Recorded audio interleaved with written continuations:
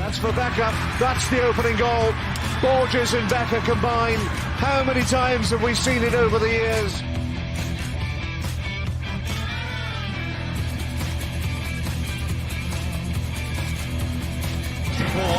Goes for the goal himself.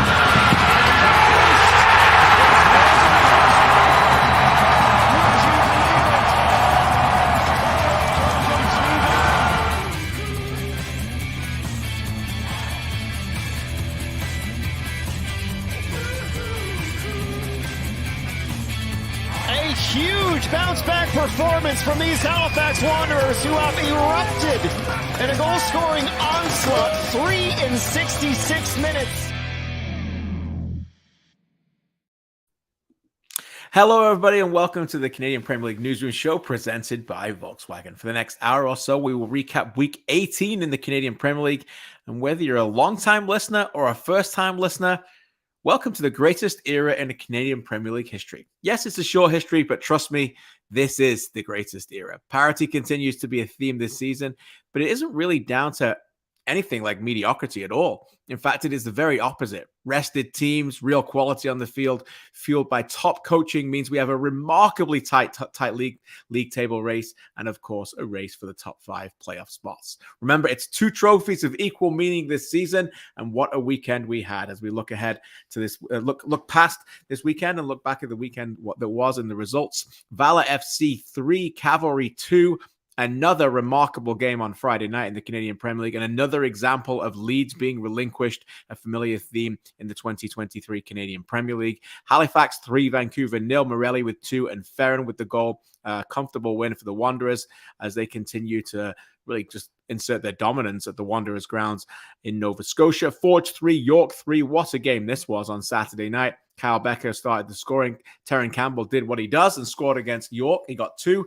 But Kevin Dos Santos, Brian Wright, and Mo Babuli played their part, getting a goal each for York United in a 6-goal thriller. And on Sunday, Atlético Ottawa continued their resurgence as Ollie Bassett does what Ollie Bassett does. Scores against Pacific, his former team, and that was enough to give them the 1-0 win. We start the show this week, though, on Vancouver Island, and we head to that game where Charlie O'Connor Clark was all over it for us. Pacific, Charlie, had a chance to extend their lead at the top of the table to 5 points following Cavalry and Forge dropping points, but they were unable to do it. This, in the end, was a classic smash-and-grab Athletic away performance. Pacific left frustrated again. Fair result. How would you score this in terms of the compelling rating? What did you like about it?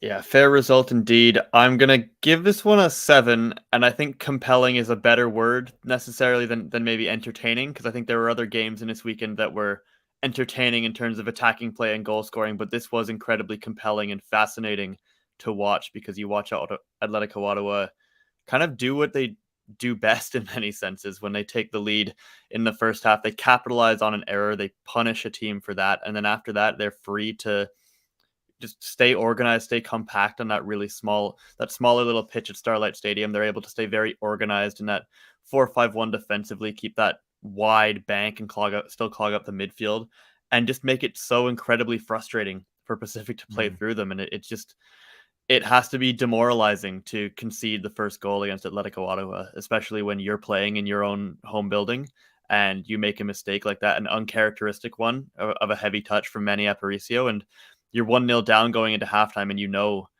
how much of a struggle it's going to be just to get back into the game because of how difficult Ottawa make it just to find any sort of space or to find any kind of route into the central channels, into the half spaces, because they will let you have the ball in a game like this, but they will not let you have it where you want to have it. Exactly. I think I know the answer to this question, but one team only. Which team would you not like to be behind against? Yeah, it's Ottawa. I don't know. I don't know what you're supposed to do, especially if you're playing at Starlight Stadium, right? Like, they will sit in that block, and I know a lot of people maybe don't like it, but it's very effective. It's incredibly effective for Ottawa, and it's not like they don't have to go and score goals as well to get themselves in that position. And exactly. It's very impressive that they're able to do it so well, and the commitment across the board from the 11 players that it takes. it gets to a point where you can beat a player one-on-one, but it's not really going to matter because somebody's going to be behind him still blocking your path to the goal because of how in sync and well organized they are. It just has to be demoralizing. Yeah, they were relentless, a proper team effort without the ball. And as I alluded to, and you're right, nobody wants to go behind against this team because they're incredibly difficult to break down. We'll talk more about Pacific in a second and their challenges with that. But this has been a roll now for Atlético Ottawa. 16 points, I believe, in the last 7 games. That's the most in the Canadian Premier League. Since they left this same stadium at the end of June when they drew 2-2, they trailed Pacific at that time, Charlie, by 13 points. That's 6-7 weeks ago. It's now 4. They're only 4 points back. I mean, they've made up 9 points in less than 2 months. It's all clicking. What do you think's going right now? I mean, in many ways, it's a bit of a kind of return to, I mean, in some ways, return to basics, a return to what they know they're best at, a return to kind of playing to their own strengths and dictating the tempo and just the kind of layout of a game where if you play into Ottawa's hands, you're probably not going to beat them at their game, right? It seems like the way to beat them is to not let them do that, to play your game and to make the game wide open and to have things going back and forth in the pitch being stretched. But if you let them do what they want to do, you just can't. And I think we've seen kind of earlier in the season, they struggled on the road at times, considering how good they were away from home last year. I mean, I think this year it's like almost a full point per game less prior to this game that they had away from home. But we've seen them sort of remembering the identity, and there's obviously new players that have come into the fold that have had to be a huge part of it. And obviously, I think another part of that and being able to be so organized is, last year they had Abdul Sissoko at the base of that midfield, and the past few weeks they've had Alberto Zapater, that same kind of experienced, kind of composed number 6 in that team that I think can be extremely important when you want to play a bank of 5 defensively in that kind of compact shape. So that's another thing that's changed. But I think in general, this Ottawa team has been kind of committed to it, and they've gotten back to what they know is their greatest strength. Yeah, I was going to say it's not everyone's cup of tea, but in fact, most people don't want it at all. But you know who does? They do. We've talked about this before. Their fan base embraces it. The players seem to embrace it, even when it doesn't work or when they're losing or they're drawn. There seems to be a commitment to the cause that they're playing as a team, which is really important. Versatile as well. People can play in different roles. We saw Malcolm Shaw almost playing as a default left back without the ball yesterday, working really hard with it. I highlight that on OneSoccer. And that versatility and teamwork was certainly on the mind of Carlos Gonzalez after this one. Let's go back to Starlight Stadium and hear from the Atlético Ottawa gaffer.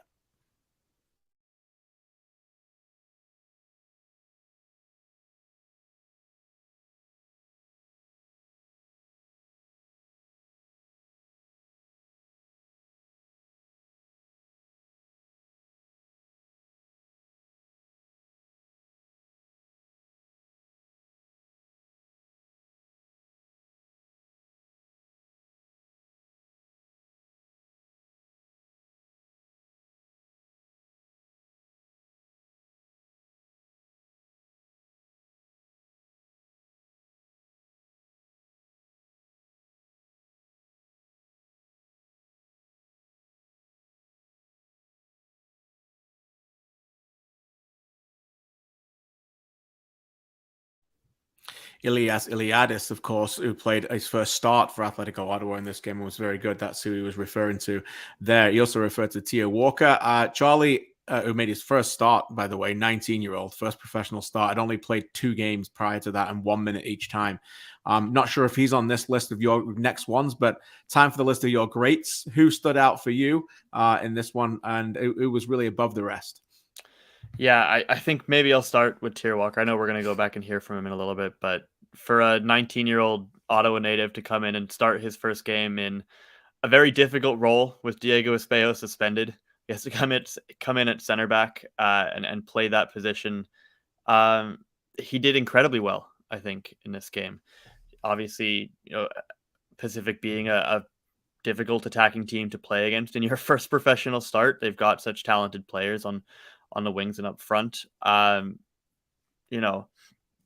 him to I think really not set a foot wrong the entire game. I think he led the team in duels won. He had, I think it was four or five clearances in this game, and obviously I think it was clearly planned that he would only play the first 65 minutes of this game, being a young player. But he really didn't do anything wrong.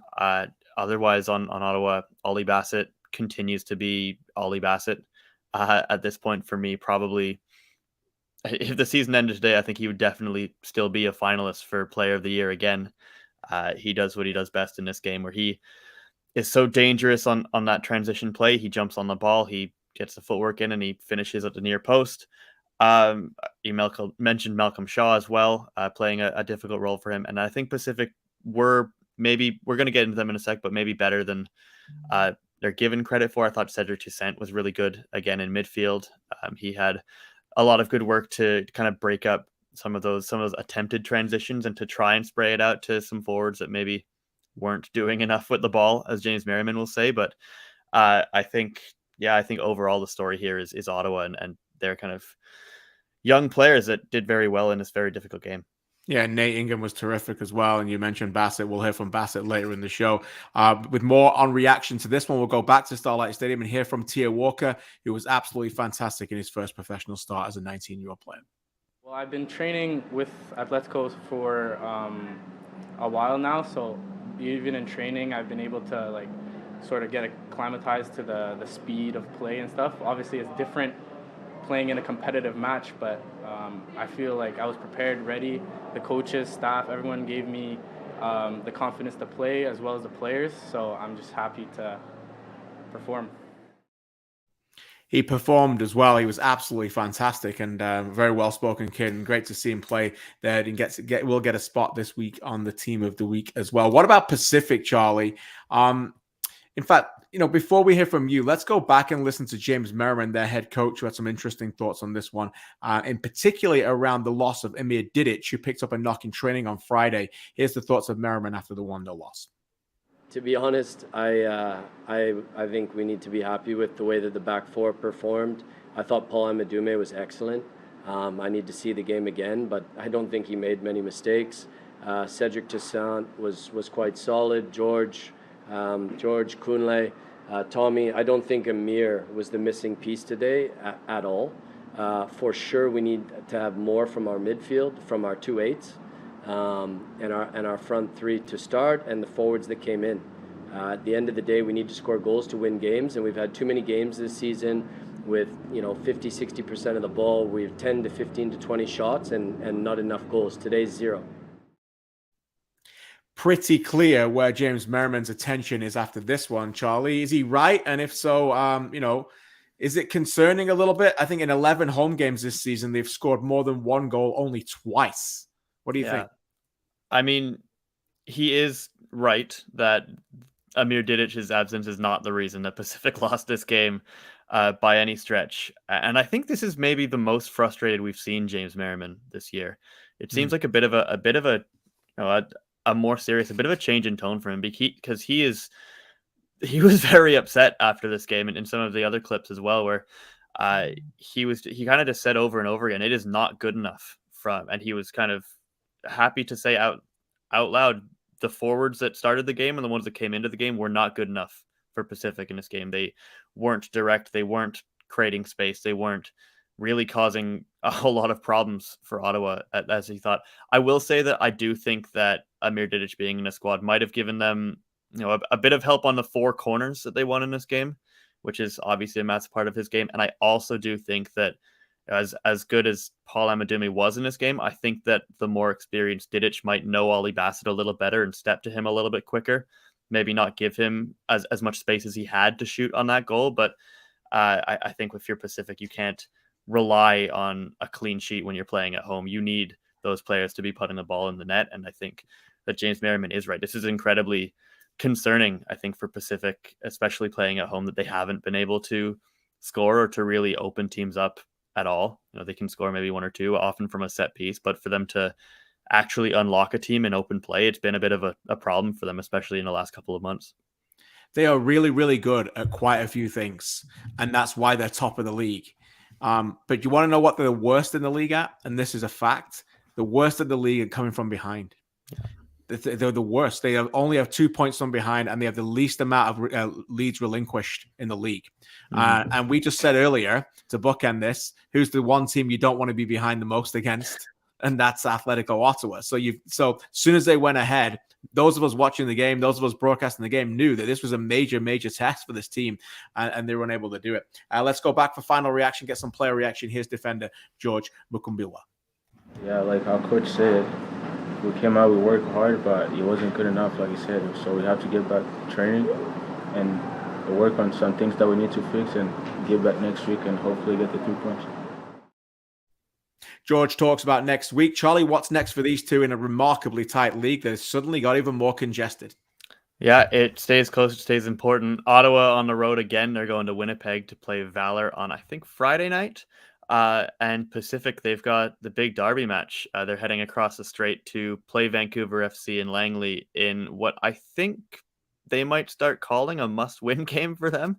I think, I mean, last time they went there, they scored 6 goals. So maybe that's just what they need. But I think that is going to be a really, really important moment for this Pacific team to, try and stake their claim to remain at the top of the table there. Yeah, absolutely. We'll get Alex Gangué-Ruzic on and Mitchell Tierney shortly to recap some of the other games. But Charlie, stay with me now, if you will, as you and I were also in the game on Saturday night in Hamilton. Another absolute thriller. Let's play the highlights because, boy, oh boy, there were many. Overall, what number out of 10 would you give this one in terms of its compelling factor, and why? And should we maybe play the highlights to circus music? Yeah, I think so. Just the Benny Hill theme or something, because this was a really weird game in the second half. I'll give it a 9 because I think I've got a personal rule against giving 10s to draws. I think that's kind of the one thing that you need in a game to put it right over the edge. But my goodness, this the first half was kind of cagey at times. It was a little bit slow. I think York in particular, Martin Nash said they were lethargic in the first half, but then they came out and the game just kind of opened the taps. It felt like any team could score at any moment. There was a lot of quality. There were some incredible crosses at both sides, and just not a lot of defending, I guess, and certainly not a lot of midfield defending. I think in this game there were giveaways all over the pitch. There were, there were some great finishes and some really good moments, but it was just a weird game, especially for Forge to kind of open up and give the ball away and give up goals in the way they did, which I think we're gonna have to get to here. Yeah, it was you and I were just watching from the press box, and it was one of those games where you couldn't take your eyes off it. And I think we were together for another one earlier this season when it was 4-3 with Atlético Ottawa playing there. That was another game as well. So the pure entertainers at Tim Hortons Field are delivering on both sides, which is certainly not what they want.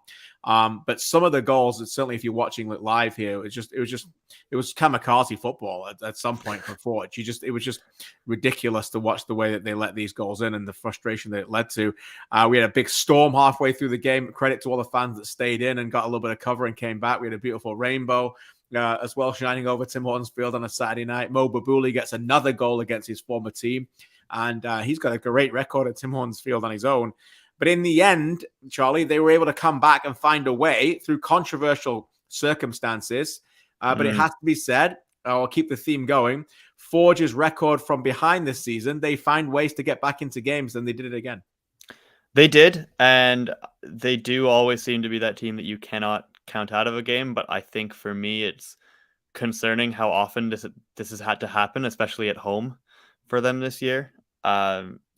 Forge are not a team that you think of as being sloppy or having to fight back from deficits, but it's been a bit of a strange season for them in that respect. And I think for some reason, it seems at times like their attack finds its extra gear when it absolutely has to, when they fall behind. And I mean, it's fantastic that gear is never going away. It's always been there. They'll certainly want to find it when the score is 0-0 in games. But I think it is clearly what has set Forge apart over the years in this league, that they can find it and step it up. Obviously, I mean, the penalty to equalize the game, I don't know what Noah Batney's supposed to do with his arm there. But yeah, I think for Forge, what is maybe notable to me is this is the third time this year they've given up 3 goals, right? Twice at home and once last week in Calgary. That's never happened before. That's never happened before in a CPL season for them. It obviously, a lot of credit is due to other teams in this league for catching up and finding ways to score against Forge FC.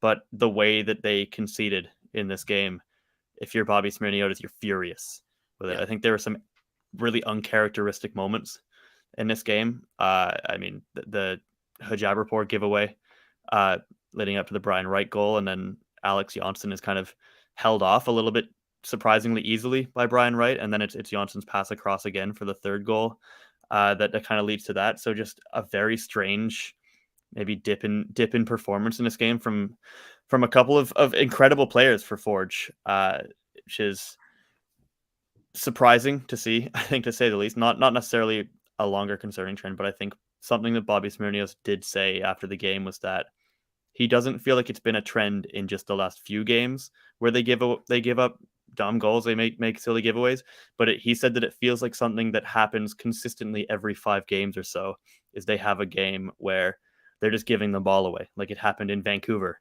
and I guess it happened against Atlético Ottawa at home, and he thinks that that's even more concerning than if they're in just one isolated trend of 2-3 games where that's happening a lot. And I think that's something that they are going to have to address in training this week. Yeah, Valour at home comes to mind as well earlier in the season when they had a couple of bad goals in that game as well. Let's go back to Tim Hortons Field and get some player reaction first. Let's hear from Terran Campbell. I'm not the best. I think we start off well. I think we had a really good game plan going into the game. Came out second half, and for me, it felt like things just started to fall apart defensively as a group. And we just wasn't enough for the win, but we were able to get a tie at the end of things. So yeah. Fall apart, and that's it. Fall apart. That's exactly what we're talking about. I mean, defensively, I think there's some growing concerns, as you alluded to, and they've got to figure it out. You know, ultimately, there's players who are not playing at the level that they were last season significantly. And you alluded to it. You know, that's 3 times now in 3 games. It's been back-to-back games, by the way. They give up 3 goals in a game. You know, they've also, I think, relinquished leads 4 times already. So when they've been ahead, they haven't seen games out. That's already more than last season. The Forge of last season, the Forge we're used to, is they get in the lead, they build on it, they don't give it up. So yeah, some real concerns. Now, you know, the league has got better. We know that. We know the league is stronger, and it's up for them to catch up. So look, they could still go on and steamroll everybody and win the double here, but there's a lot of, I think, some real concerns there. They don't look themselves. And this is not the same team at the moment. They got to figure it out. Time for a list of greats. Who stood out for you in this one?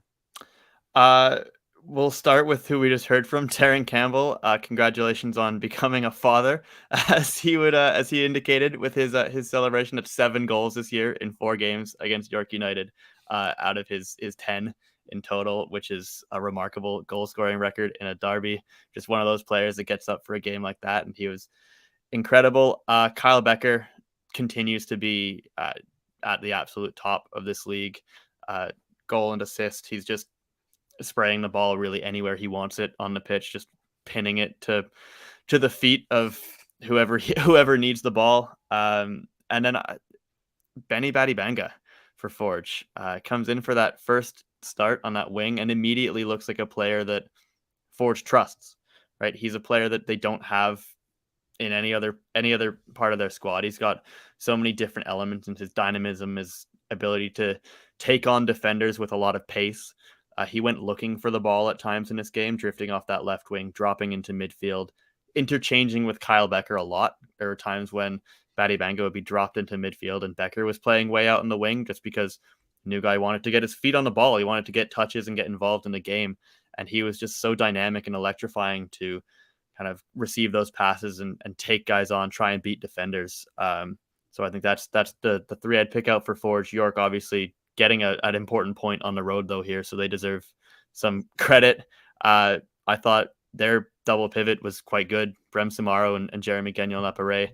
I kind of mentioned earlier how Forge's defensive midfield wasn't necessarily as strong as it usually is, and maybe part of that is down to York's pair, who did a very good job, I think, of breaking things up and spraying the ball themselves outwards. you don't always mention a goalkeeper after conceding 3 goals either, but Adisa Di Rosario in his debut for York, I think, had some good moments. Unfortunate that he stops the penalty and then Terran Campbell puts it in anyway. Tough but one. It's always tough when you see a keeper do that. I think I'm on board with Adam Jenkins that the penalty taker shouldn't be allowed to touch the ball next after it's saved.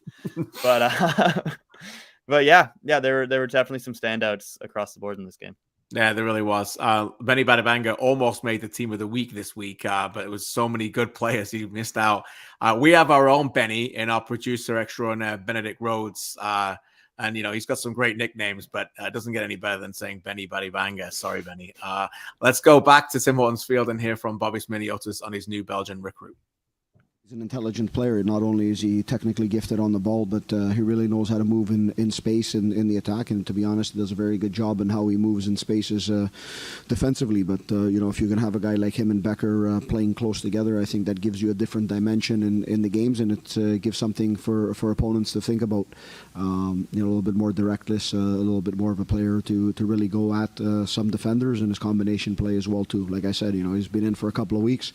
He's adjusted very well, or got into it. He comes from a background of football that's quite similar to what we want to play, which always helps. So I think he's fit in well, and we expect him to be a guy that gives us a boost as we go into this final stretch of the season. Final stretch of the season. Okay, Charlie, we've talked in depth about Pacific. We've talked in depth about Atlético Ottawa. We've talked a lot about Forge, and now we're going to talk a bit about York as well. All 4 teams, by the way, in serious contention, not only to win the league, but also to get into those 5 playoff spots.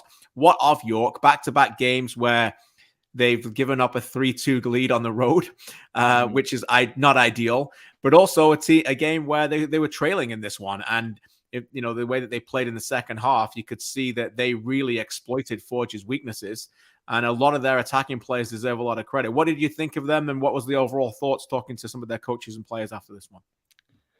Yeah, I think given how tight the table is, York will feel like it's frustrating to give up 3 points at Tim Hortons Field, which would be a massive prize for them. I mean, they've already done it this year, but considering that Forge went to York earlier this year probably just over a month ago and won 4-0. York really wanted this one. And at times, I think when they scored that 3rd goal, it kind of felt like they might get that.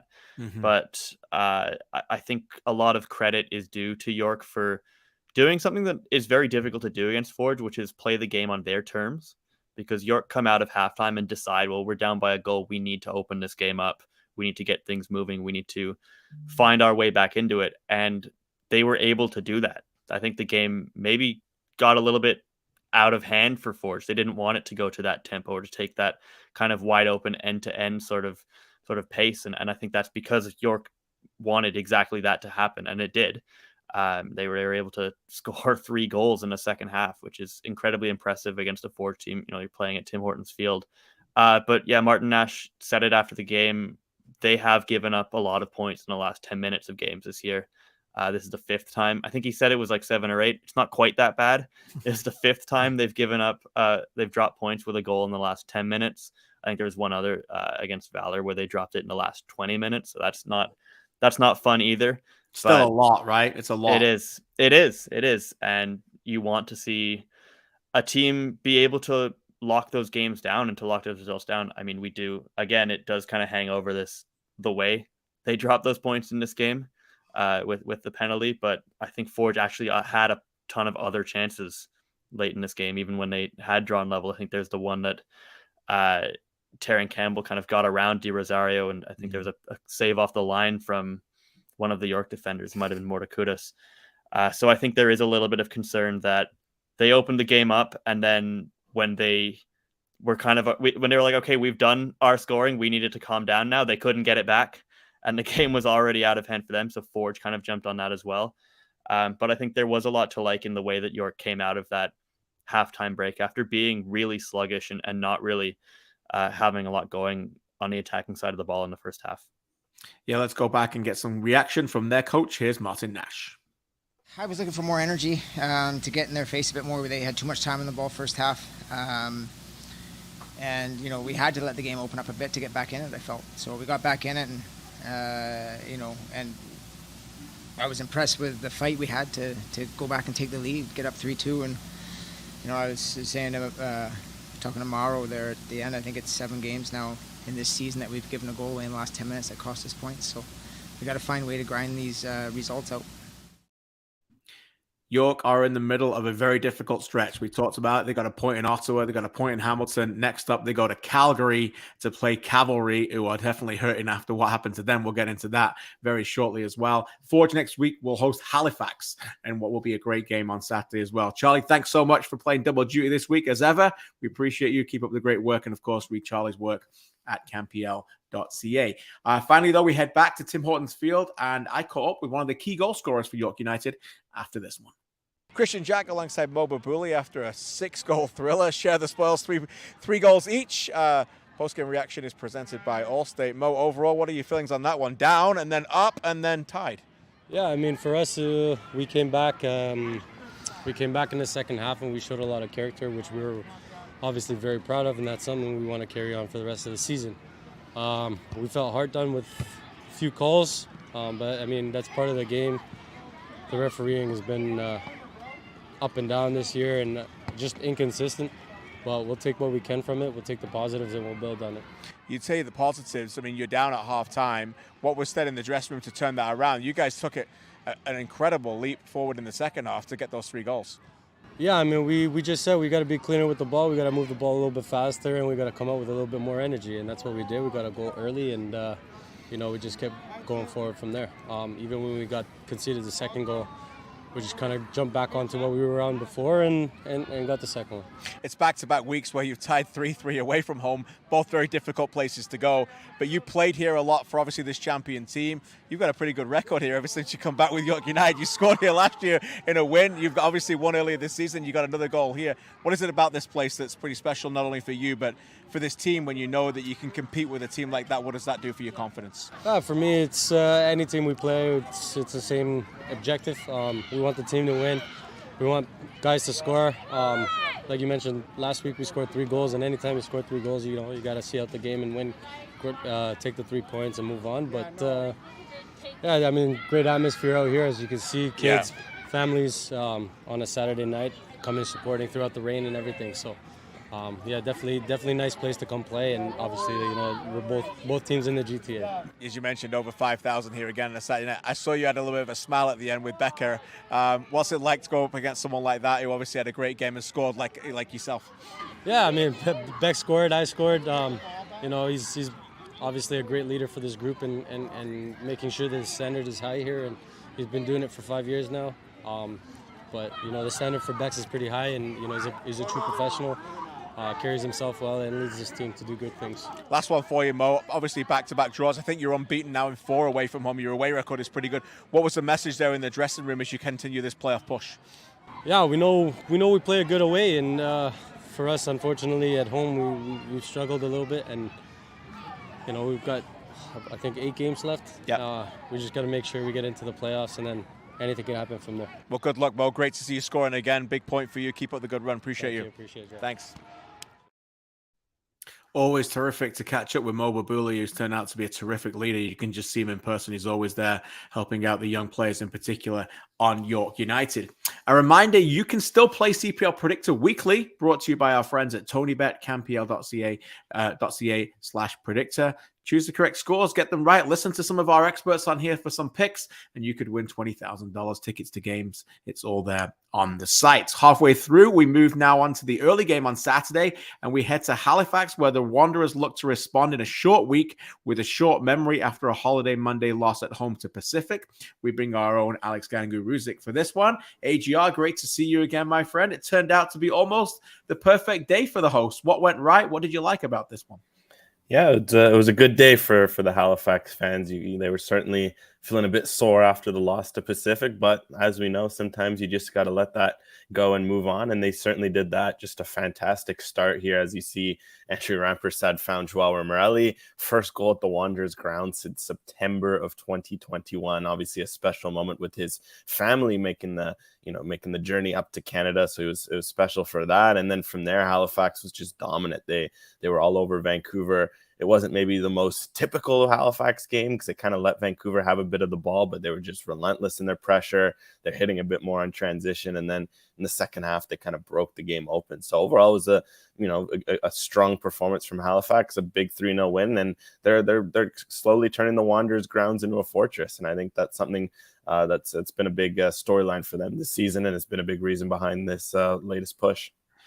Yeah, you alluded to it in your fantastic analysis piece, Campio.ca. Best home record in the league comfortably, by the way, now. And, this was what you need when you've got a home record that they've got. Sometimes you need those games. It was pretty one-sided. Maybe a little bit of fortune on that one, but Morelli standing up again to step up for the penalty.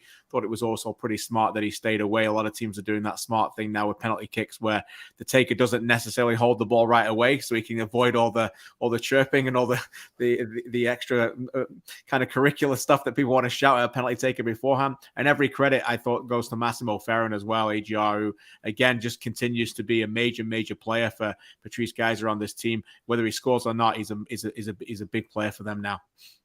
Yeah, Ferrin's a fun one too because he's so smart. I think that's the thing that stands out for a wide player. He might not be the quickest, he might not be, he's not going to have the most trickery in the league, but he just always gets himself in the good areas, like just a millimetered run, great finish, and that's just what he does. And there's a lot of players like that on this Halifax team.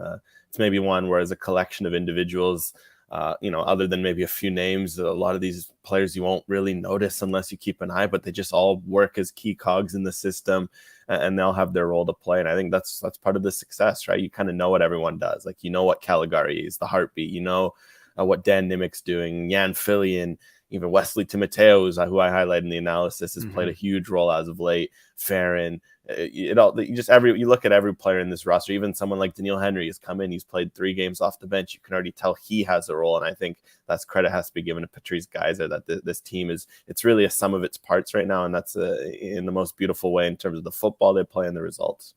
It's really, really exciting. Let's go back to Wanderers grounds and hear from their head coach. Here's Patrice Geyser. This is the cool game we love, and we have a short week. So we talked about adversity, number one. We had a couple of goals, and one of our biggest goals is never lose 2 games in a row. You don't lose 2 games in a row in this league, you're going to make the playoffs. So that was a big message this week. And then we wanted to rotate guys. We wanted to bring in some fresh legs. So Jordan Peruzza will start for his first start of the season. Riley Ferrazzo, who was out last week, gets introduced to go back in the lineup. So we thought that the next thing would have been to adjust and bring some fresh legs, to bring some enthusiasm. And then, the last one is, to be honest, I think Vancouver is actually a great team. I know they're at the bottom of the table, but they tied Valour. You look at the game before, it was so close, even 2-3 games before that, but York only lost 2-1. So they're so close to be a good team. I mean, Diaz was the top goal scorer in this league. Sean Hundo, Batar, they're dangerous up front, so you can't take them lightly. So I think that for me, the focus was not even talk about the opponent and just say, hey, we didn't get the result we wanted. Let's bounce back, come out with hunger and energy. And I thought the guys ran their socks off then. He alluded to it, AGR. Last season's Wanderers lost back-to-back games 5 times. This year, none.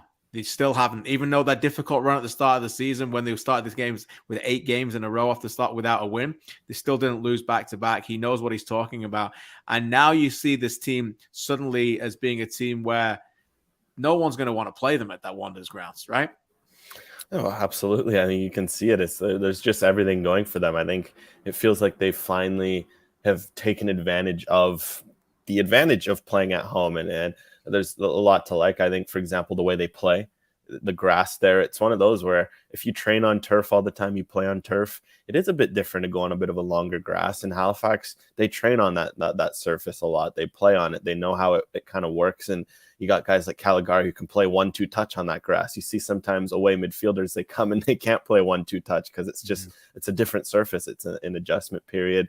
Then the crowd noise, they're doing a good job of using that. And I think it's great to see because we've always seen Wanderers grounds as a potential fortress, but they just never really got the success at home. And it's great to see, not only that they're winning at home, but like Patrice has said he wanted to do since day one, they're really starting to entertain at home. Like, just look at the collection of goals they've scored there. You can pick some goal of the year candidates out, some of the ones they've scored. Yeah. And that's what you want, right? You want to give your fans wins, goals, entertainment. I think they've ticked a lot of those boxes pretty much every game, bar maybe the York United loss earlier this year. Every other game has ticked off that box for me. 7 games in a row now they've scored in the league at home. That's the club record as well. You mentioned it. You went through it. Timoteo, as you alluded to, will be in the team of the week this week. You wrote about him. Rampas had a terrific assist. We know what Nimick can bring.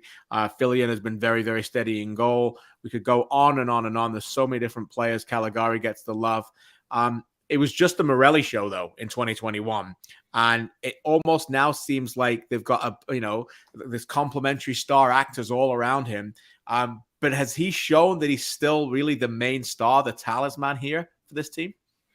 Well, he certainly has the flair for the dramatic. I think we've seen it between his return to York and he wants these big moments. And I think that's kind of key for Halifax, because they have a lot of good pieces up front, a lot of even great pieces in some regards. But as we see Morelli, he wants to be that guy. And sometimes you need that up front, especially at the number 9, the striker position. Sometimes you just need someone who wants to step up, take the just take the brunt of the pressure, take everything on his shoulders, and that kind of helps the players around him. And I think that's something that he's embraced, and you could just see the way he took that first goal. Like, that was a stunning finish. Not easy to turn across like that into the far corner. Most will try to go near post. Most will miss with the connection, and he guided it so effortlessly. And you can just see the lift it's given to the players around him. It's giving a bit more space to Farron, because teams are starting to remember that, oh yeah, Morelli, this guy's he's an MVP. He's looking like he's back to full health. You got to keep an eye on him. And yeah, Farron's benefiting from it. When Theo Cologne's been on the field, he's been benefiting from it. Aiden Daniels, Jordan Peruzza was getting in some good pockets because everyone was so focused on Morelli. And that's perhaps what Halifax needed in the attack, because as we've seen this year, it's been a bit of a score by committee thing. And that's not a bad approach. Pacific's done it to a very good success over on the other coast. But they've just maybe wanted a guy to step up in those big moments. And so far in the recent weeks, Morelli looks like he's someone who has no problem doing that, as we know he does. Yeah, Zhao's young son and wife arrived in Halifax 48 hours before the game. He had the privilege of carrying him out before the match, and obviously it gave him some good luck as well. Let's go back and hear from the Brazilian Morelli after this one. I said it felt like the old days. The crowd always helps us. It just felt great to start again. Our game plan worked out this time better.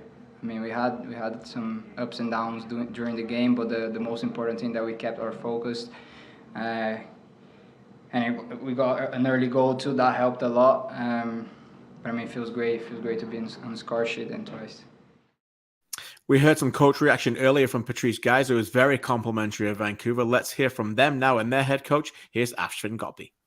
You go down a goal so early, I think it becomes very difficult to come back into this game. A lot of it has to do with, obviously, the players struggle with the travel, the time difference, and the natural grass. But again, no excuses. We should start better. We should be sharper. And I think when you're in a position we are as a team and things start wrong, it's very difficult psychologically as a team to recover. Having said that, I felt that we had some really good opportunities to come back into the game. Even in the first half, we had some really good looks. We got into good positions. But unfortunately, I think our players were too emotional and had lost their concentration already. And the final decision and the passes were missing the quality needed or the precision needed. AGR, is that a pretty fair assessment there from Ashwin? They've only got 2 goals now in the last 5 games. Is that... I know you wrote about their offensive struggles. Is that expected, or with some of the talent there, should we see a little bit more from them? Yeah, it's a bit of a twofold one, I think, for sure, because certainly we have to always remember it's an expansion team. Sometimes just it's little things, and we've kind of you see it when you peel back the curtain. Sometimes it takes you got to learn a lot about these players. And I think Patrice had a great quote about it on the other side, or in that press conference. He's like, because he keeps saying for him it's like an expansion team. He said on his end it's about finding out who plays better home versus away, who plays better up front, who kind of fits in roles for each other. And that's also a process Vancouver is going for, who kind of fits in with each other. We saw for weeks it was Mikhail Cantave was in there. All of a sudden, the last few weeks he's been out. How do you get Hundal and Diaz to play off each other? Where does Batar fit in? They've been kind of answering all those questions. So yeah, it's one of those where you kind of have to figure out the combinations. But I think on the flip side, there is talent there, and I think it's surprising to see them struggle to this extent because Diaz, we know he can put the ball in the back of the net. He showed it in his first 2 games. Perhaps maybe the rust has caught up to him a bit of that fatigue when you're getting back in a match rhythm, but he still can be dangerous. Sean Hundal's getting in the dangerous areas. You'd think some of them would fall for him. Batar's been playing well lately, but he's been almost like playing well on an island at times. Like, can he, find that link up with his teammates, those final moments? So I think there's talent there. They just have to find a way to put it all together. And it's hard to describe because again, it's the talent. And then even there's performances in there. I'm not looking at either of them and being like, okay, someone's playing bad, but it kind of feels like they're all on different lines. Like, it just feels like that chemistry, that connection. It's not quite there yet. And of course they'll take time, but I'm surprised, especially the last surprise was that they actually scored a fair amount of goals to start the season. It wasn't, regular, but they had, I think it was, around 10 goals in their first 13 games, something, certainly, and that was before Diaz, before Cantave, before all these guys. You'd think they'd come in and help bring that to a further level, and that's been the surprise. But I guess it shows sometimes it's not as easy as plucking a couple of good players and be like, okay, go score. You have to figure out the combinations. You have to figure out the chemistry and all that. Yeah, it almost feels like they restarted again, with a lot of new additions coming in, and almost like, they've almost made adjustments and thought, we don't want to continue with these kind of players, and then they continue to move forward, and hopefully they'll be the beneficiaries of that later in the season. What's next for these two? Mouthwatering clash at Tim Hortons Field as Halifax go on the road to Hamilton to take on Forge, and then AGR, a game you're always at, and it doesn't get much better than this, and pretty special for the CPL. Another derby in Langley this weekend. So that should be pretty good for these teams. Yeah, it should be a good, another great weekend. I mean, Halifax Forge, it's a big one for the table. You just look at how tight it is. Can Halifax maybe get a bit of revenge? Last time they went to Tim Hortons Field, they had the lead for most of the game and then kind of dropped the back earlier in the season when they weren't quite fully at their best. So I think they'll give Forge a good game, and Forge needs to respond after, them dropping points in a derby. And then, the BC derby, it's going to be a great one. I think it's something where, look, no doubt Pacific are the favorites. They won the first 2. They're, they coming off a tough loss, and I'm expecting them to come in and play very well. But for Vancouver, they've said it. This is, if they want to make the playoffs, they got to start winning immediately. And even if you're forgetting the playoffs, you're going ahead to next year, you're looking to the future. What a morale boost. I'd be like, look, we beat one of the top teams in the league, our rivals, our neighbors. It could be one of those moments where maybe it doesn't impact this season, but it can kind of galvanize them into next year, being like, look, we can go up against top teams like Pacific in our home, beat Forge there, beat Halifax there. So it's not like they've beat some pretty good teams at home. Add Pacific to that list, and that'll be great for the confidence. So I'm looking forward to that one for sure. Yeah, you'll be there for us. And as ever, we'll recap it next week on CanPL.ca and, of course, here on the Newsroom Show, brought to you by Volkswagen. Thanks again, AGR. Chat with you next week. Keep up the great work. Final stop of the show takes us to Winnipeg for a pulsating Friday night clash. What a game this was. Mitchell Tierney, will bring him in, was all over this one for us. Mitch, great to see you again. Another barn burner that you're on, by the way. Overall, what number of 10 out of 10 would you give this contest in terms of its compelling factor, and why? What did you like about it? Or should we say, how could you not like this one? Yeah, exactly. I think it's an easy 9 out of 10.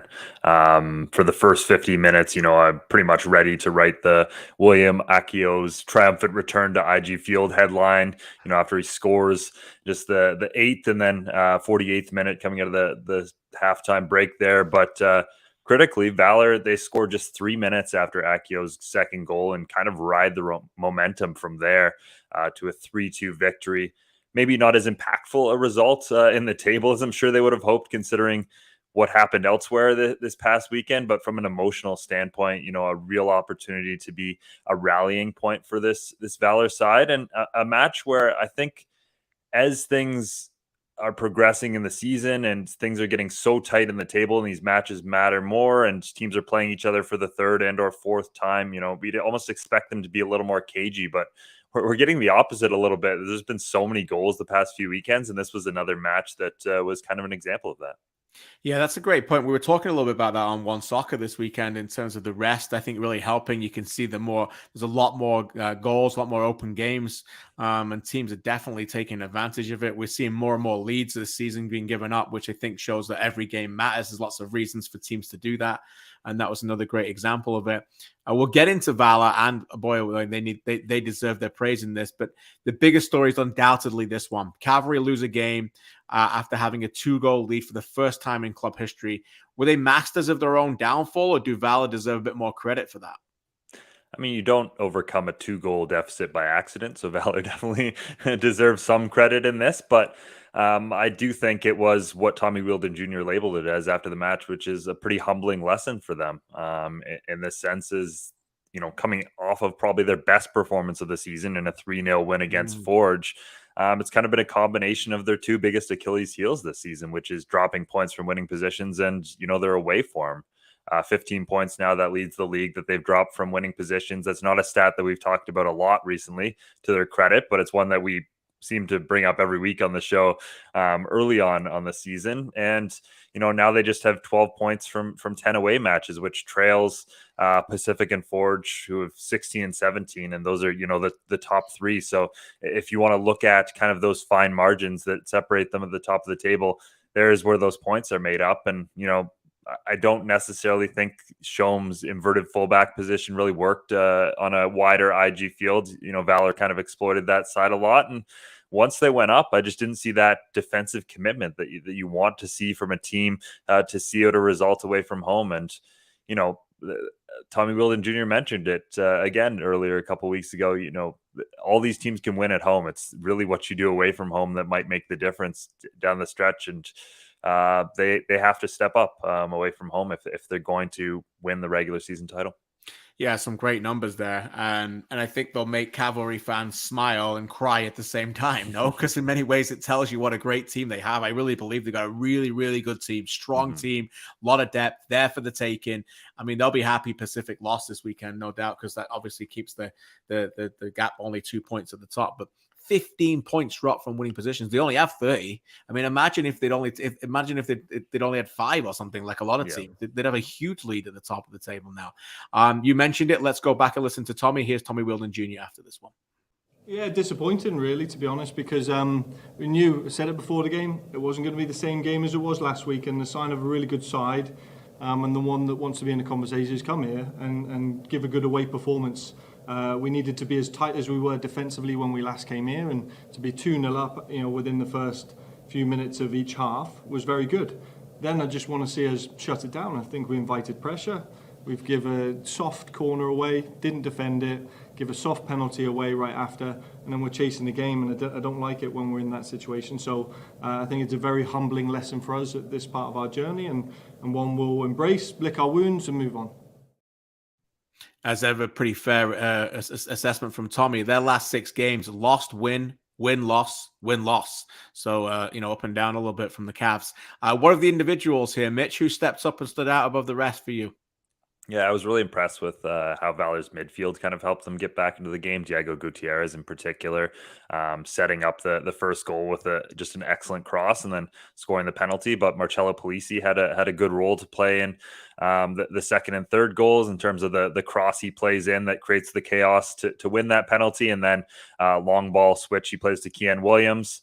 I liked Walter Ponce, his work rate and making that back post run to score the winner. And then Clyde Chella, he should have had a goal in the first half, but he made good on that with his header and a critical goal. If they don't score that goal, 3 minutes after the second Cavalry goal, who knows where it goes from there? Maybe Cavalry are able to build on that result. Like I think most of us thought they might after scoring the second. So he also won 8 of 10 duels, so solid performance at the back as well. Kian Williams, another good one, especially once he shifted it wide. And you have to give credit to Akio scoring 2 goals despite the loss. It was fantastic, and another good sign for Cavalry that he's playing at the level he is, because they're going to need that from him down the stretch here. Yeah, William Akio, his first trip back to play his former team, kind of didn't celebrate, then kind of did in the same run. That was kind of fun to watch. Let's go back and listen to Willie Akio after this one. On a personal note, it feels good to score goals, obviously, and especially 2-0 up. But, when you lose the game after a performance like that, it kind of stinks. But, we just keep moving and we move on to the next. He looks good in red, but it's still a little weird. I'm just going to say that. We'll get used to it. He does look good in red. Diego Gutierrez was phenomenal. I don't think we can over talk about the importance of that corner. The way he hits that ball, it's almost undefendable at that point. It was absolutely brilliant delivery. And the way he strikes penalties is I think I'd pick him out of any CPL player in the league. If I had a penalty I want to take, I'd pick him the way he strikes them. Just carried the team on his back after this one. Let's go back and listen to Guti after this 3-2 victory for his side. It's hard when we lose 1-0, in 7 minutes. It's hard to believe that moment. But in the second half, the coach speak a lot. We push all the team. The guys say, "Come on, guys, we have to be better. It's not a game. Again, no." So I don't know. The switch. We have a switch like right away. Of course, not right away because the guys, scored like 5 minutes in the second half. After this, I see every eyes in the team. We have the switch, but we deserve it. They did deserve it, and Philip Dos Santos deserves a ton of credit for some of the changes he made, Mitch. Before we talk a little bit about that, let's go back and hear from him as he's asked by yourself, I think, and others, about the influence of his captain, Diego Gutierrez. He's important. We know he's an important piece in our team just for the way he allows the team to breathe and in possession be a bit more composed.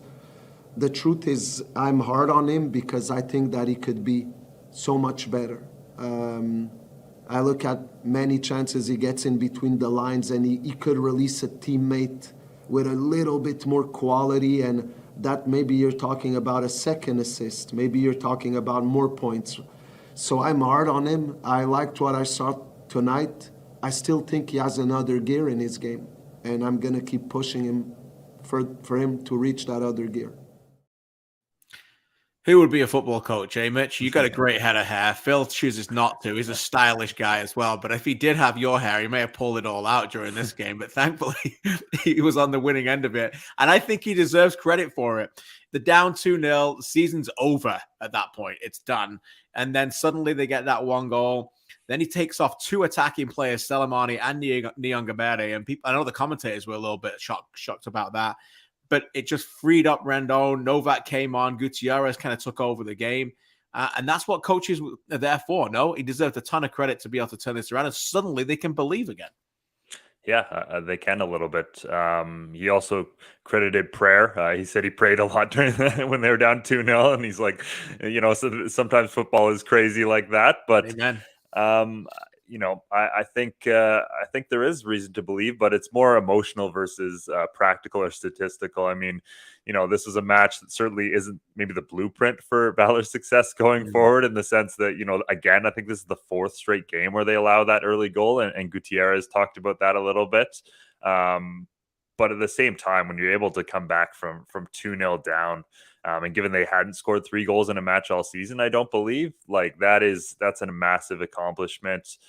And they seem to believe as well. And I liked how direct and decisive they were, especially, like you said, once those substitutions came on. As good as Pacific Nyongabire is, sometimes he can get caught up, he can get the ball caught in his feet a little bit and maybe not go straight at goal in the same way that some of the other Valor attackers do. So I thought that was pretty important and, pretty crucial for them. They've lead the league in draws this season with 8. And so to come back to overcome that 2-goal deficit, not just to get a tie, but to get 3 points, I think that's bigger than anything. And obviously the math takes some of the fun out of it, as the universal truth of life, I think. But they're still where they started the weekend, 8 points out, and they need wins because that's the first tiebreaker. Something that I think is really worth mentioning as we start to get into a lot of that tiebreaker talk. But I think at the end of the day, an emotional victory for them and one that could become a rallying point. Yeah, ultimately they got to take care of what they can take care of, right? Or what will that they will be very excited by the fact that they got that victory. Look, if they don't get enough points in the end, then that will be, but they can't. The last thing they'll want to see is just after the season just collapse on them and just become irrelevant. What's next for these two is 2 home games. Cavalry return home to play York on Sunday, Friday night again in Winnipeg, as Atlético Ottawa have a short trip this week, a short week this week after playing on Sunday, Vancouver Island. Mitch, stay with me. Let's take a look at the CPL standings. And do you want to frame it, Mitch? I mean, this is pretty beautiful for us neutrals, no?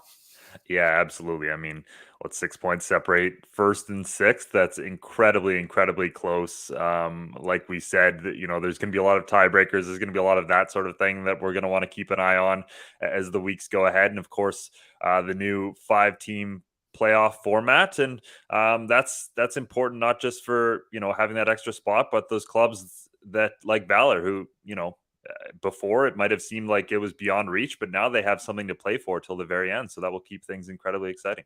Pretty special. Pacific top with 32 points from 19. Cavalry 2 back of the same games played. Forge have played 1 more. They're at 30. Atlético Ottawa on 19 as well at 28 points. Halifax 19 games played at 28 as well. York have played 1 more with 20 and at 26. Still clinging on. Valour on 20 points from 19. And Vancouver still have 9 games to play. Not too far away on 14 points as well. Let's take a look at week 19 ahead. 4 games on 3 days again, starting on Friday night. Valour against Atlético Ottawa on Friday night at 7 p.m. local. That should be a pretty big one as well. And Valour, we know, have momentum. And when they have momentum at home, they can be dangerous. On Saturday, a doubleheader starts at 1 o'clock local with the BC Derby, the Tony Bet match of the week. Forge against Halifax is a great one on Saturday night, and Cavalry against York on Sunday. Mitch, a quick one for you. If you could pick one out, which is the one that's essential viewing? Ooh, I think I'll go Forge versus Halifax. Just the way both those clubs are playing, that'll be a big match for Halifax in terms of just wanting to beat Forge. So I'll go with that one. That will be a pretty good one as well. And I think you're on Cavalry York next week for us as well, which is also going to be a really, really big game for both teams, as we keep talking about every single week. Thanks again, Mitch. We always appreciate your work. Keep it up at campl.ca. We end up the show then through the way we started, and that's with Atlético Ottawa. 1 loss in their last 9 games. Truly the form team in the league is in the nation's capital. Here come the 2022 regular season champions, just 4 points off the top, having not spent any time yet still in the top 3. After another narrow win, I joined Gareth Wheeler and Jordan Wilson on the OneSoccer set postgame to talk with their goal-scoring hero of the week, Ollie Bassett. Ottawa. Let's bring in our Gatorade performer of the match. Congratulations. He was your match winner today as well. Ollie Bassett gets to chime in with us again. Ollie, congrats on the Gatorade performer of the game as well as the win today. I saw this, you putting your hands up to your ear. Was it something that Kristian Jack said to you when he interviewed you last week, or was there something else going on there? No. No, I play against my former team. I always get a bit of stick when I come here, so yeah, it's just kind of a common theme now that, if I score, I tend to give a little bit back. Thanks, Ollie. I know you've always got my back. Let's talk about your team. You've got their back. This was a proper team effort, no doubt about it. What did you think playing in it and watching the last 10 minutes? What did you think of your team performance? Yeah, I thought it was very good. I think first half we kind of dropped an extra midfielder in the build-out to try and give us, a little bit more control of the game. And then second half, we always knew we were going to be under pressure, especially after going 1-0 up. And, we kind of do what we do best, and that's defend and be hard to beat. And I think I just want to say, I think Tier Walker played the first, 60, 65 minutes. It's his first professional start. And I think it's probably as good of a performance, as a professional star that I've ever been a part of. So I thought he was unbelievable for the time that he was on the pitch. Yeah, I want to give full credit to him because he's worked extremely hard, ever since he's been with us for the last 12 months. And yeah, he's come on leaps and bounds, and I'm very, very happy for him. Ollie, a true leader to give mention to the young buck and the 19-year-old. I thought Tier had a great performance as well. With you, you have 8 goals now. You had 8 last season. Is the golden boot, is that on the horizon for you? Because it looks like you're cruising. Even a game where you just keep the ball ticking, you somehow find a way to score. Are you knocking on that door and trying to get Tierney Campbell?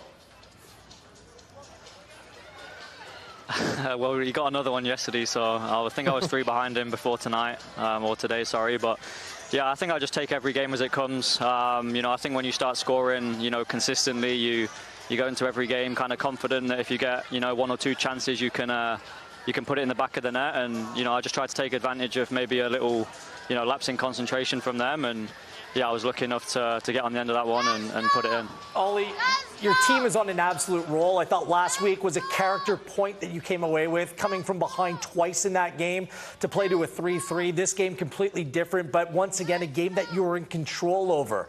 The table is incredibly tight. 4 points separate you from the top of the table. Do you feel like that's within touching distance, that is achievable to go on and win the regular season once again?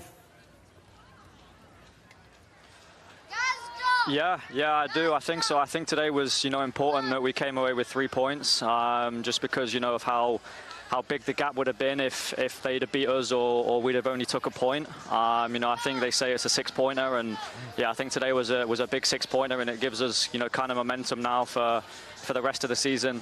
I think that the table's extremely tight.